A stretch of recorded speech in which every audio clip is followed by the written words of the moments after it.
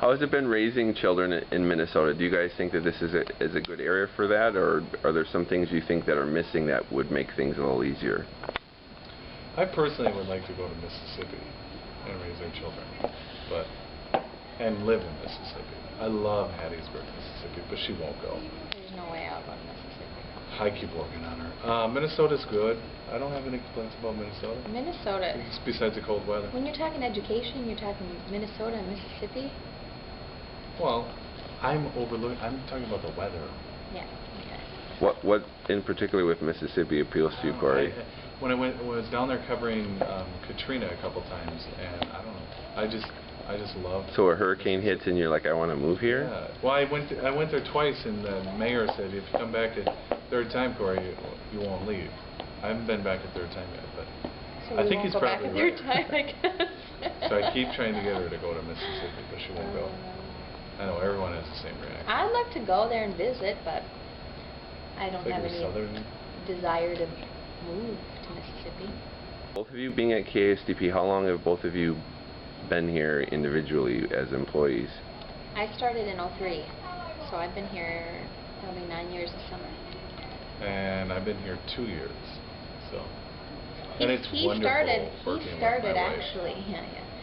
started working on my birthday in March 2 years ago, and the week before our daughter was born, he started here. So he started, and then he was gone. So the health insurance was from Jessica and not from Cory yet. Right. Yeah, no kidding. Exactly. So Jessica, did you start here as an anchor, or did you start doing reporting here first? I was reporting. I was reporting on the morning show for a long time. And they wanted to move me off, and I was like, no, I like it. I really liked working the morning shift and working with that crew and having my weekends off. And I mean, it was hard getting up at 2 o'clock, 2:30 in the morning, but it worked. So I really liked that. And so what news programs have you done? Like, have you done the 10 o'clock? Have you done, which ones have you done? I've anchored, mornings, weekends, morning weekends, evening weekends, weekends, night, regular weekday nights, weekday mornings. I've kind of done midday. I think I've done just about all of them. Now, when breaking news happens, does that kind of throw a monkey wrench into the program, and is that kind of hard to catch up then, or is that kind of exciting? I think it's exciting, and I think any news person will probably tell you it's exciting. It's one of those things where the information is slowly coming in, and you're trying to get more, and you're trying to get more, and you're making calls, and you're trying to do this, and relay it on the air, and so you get your adrenaline going, and I think it's exciting. But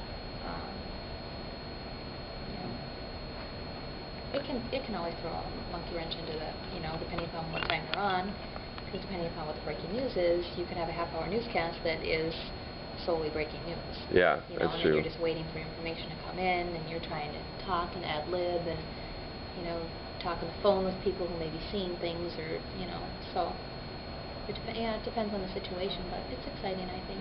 And so when can people find you right now?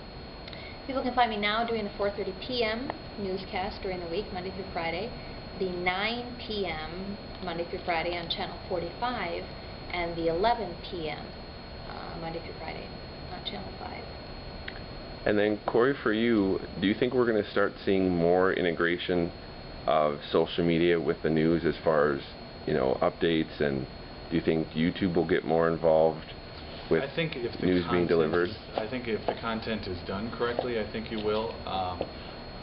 In terms of this station and kind of what management, where we are, is, we don't really want to do, and no offense to Joel Carlson, because we love Joel Carlson, but what Joel Carlson thinks about a news story, per se, but content that will impact Joel Carlson's life. How many more times do you think I can say Joel Carlson? So you're just giving you promos. Yeah, I could tell. So you're saying you're looking at making it more personal then for the individuals who are watching? I think there has to be a takeaway. There has to be a takeaway for any story we do, but especially social media, where it's got to be more than what Joel thinks about a Viking stadium, where it's got to be something that Joel, watching the TV, can say, hey, I guess I didn't know that, or that's really kind of cool how you can track something online, or you can do this online. So I think there always has to be a takeaway. And then Cory, are your updates on a regular routine, or? Yeah, right now they are 7:45 and 8:45 every morning. Okay. So that's what they're doing now. Great. Well, thank you both. Thank you. Thanks, Joel.